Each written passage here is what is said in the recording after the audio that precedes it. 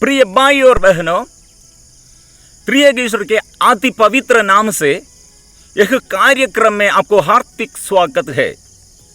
क्योंकि प्रभु ने यह मौका हमको दिया है प्रभु के साथ जुड़े हुए एक साथ वचन मनन चिंतन करने के लिए, प्रार्थना करने के लिए प्रभु हमें बुलाया। इसलिए हम एक साथ आएंगे, प्रार्थना करेंगे, वचन मनन चिंतन करेंगे। इब्रानियों का पत्र अध्याय 9 पद संख्या 14। तो फिर मसीह का रक्त जिसे उन्होंने शाश्वत आत्मा के द्वारा ईश्वर को अपने को अर्पित किया है, यह हमारे अंतःकरण को पापों से क्यों नहीं शुद्ध करेगा और हमें जीवंत ईश्वर की सेवा के योग्य बनाएगा।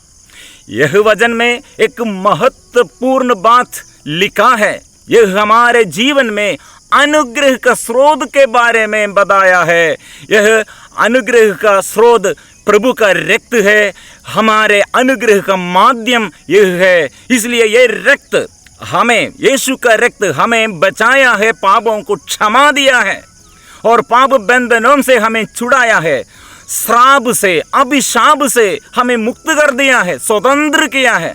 दुष्ट आत्मा के बंधन से हमें, हमारे अंतःकरण को शुद्ध किया है और विपत्ति से हमें छुड़ाया है और हर मन की अंधकार, बुराई सब दूर कर दिया, हमें शुद्ध कर दिया, साफ कर दिया है। इसलिए हमारे विपत्ति के समय, दुख संकट के समय, सारे समस्याओं में एक समाधान है, प्रभु का वचन।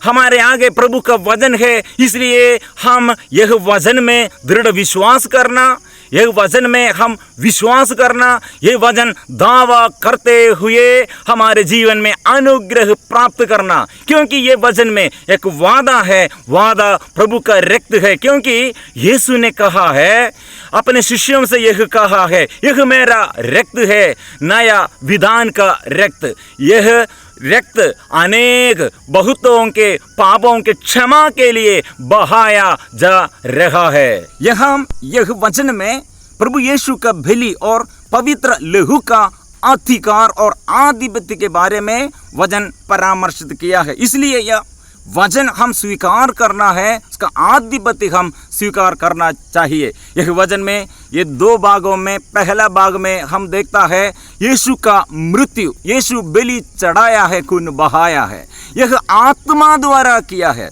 यह हम परिपूर्ण, प्रभु का परिपूर्ण समर्पण है, यीशु का आत्म समर्पण है, यह आत्मा द्वारा है, यह घटनाएं हुआ है।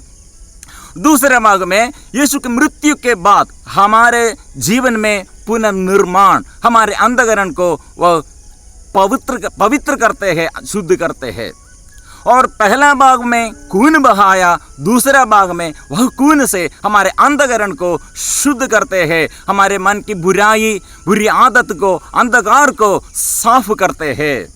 ये पहला भाग में निष्कलंक और निष्पापी निर्दोष बलि चढ़ाया है। दूसरा भाग में अधर्मी, पापी, पीढ़ी, हम कुकर्मियों के लिए वह बलि चढ़ाया है और हम कुकर्मियों को शुद्ध करते हैं, पवित्रीकरण, नवनीकरण होता है।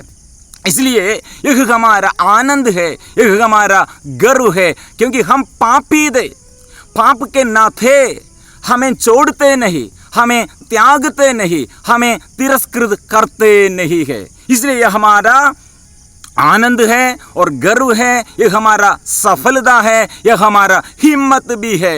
हम पापी ही थे, इसके बावजूद भी हमें वह ढूंढते हुए आया और हमारे लिए, हमारे अपराधों के लिए वह प्रायश्चित किया है और हमारे विरुद्ध अभियोग नहीं लगाया है, हमें दोषी नहीं ठहराया, हमारे अपराधों के लिए अपने को समर्पण किया। ऐसे हम पापी पीढ़ी को वह बहुमूल्य बना लिया है, खून बहाकर हमें खरीद लिया है और ऐसे हम खरीदे गए हैं। हम निरे मानव को खून बहाकर, खरीद कर हमें निजी प्रजा के रूप में बहुमूल्य बना लिया है। इसलिए हम कीमत पर खरीदे गए हैं। और यह वचन फिर हम गहराई में मनन चिंतन करेंगे।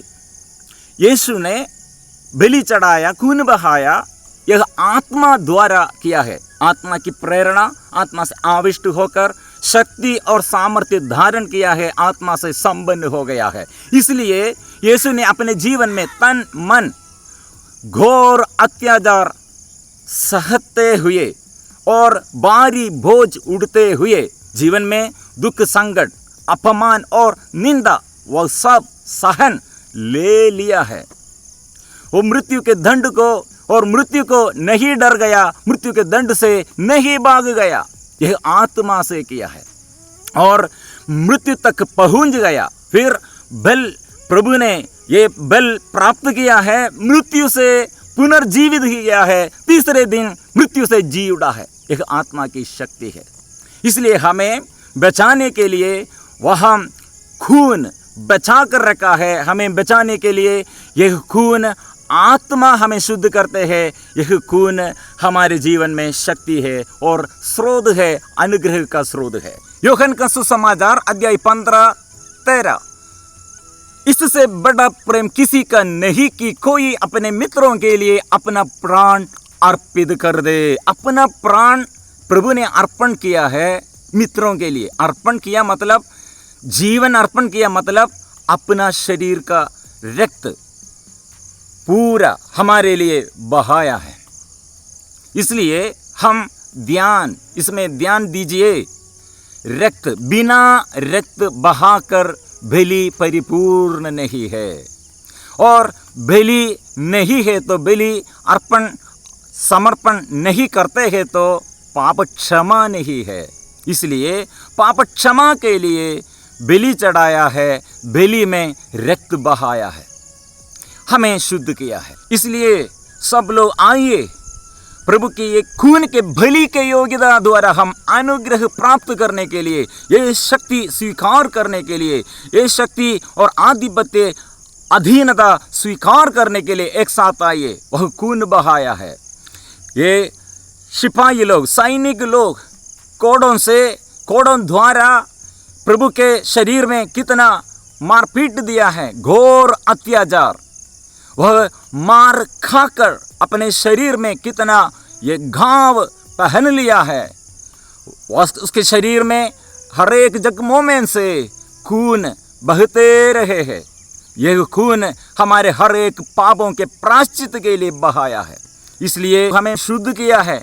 हम प्रभु के आगे, इसलिए हम प्रभु के आगे आकर प्रार्थना करते हैं, प्रभु हमें बचाइए पाप बंधनों से, पाप से, अभिश्राप से हमें बचाइए, दुख संकटों से प्रभु हमें उद्धार कीजिए, रोग बीमारी से हमें स्वस्थ कीजिए। हम एक साथ आएंगे, एक साथ प्रार्थना करेंगे, प्रभु का शक्ति हमारे जीवन में अभी प्रकट हो जाएगा। प्रभु रक्त बहाकर प्रभु हमें शुद्ध करते हैं, हमें स्वस्थ करते हैं। आमीन।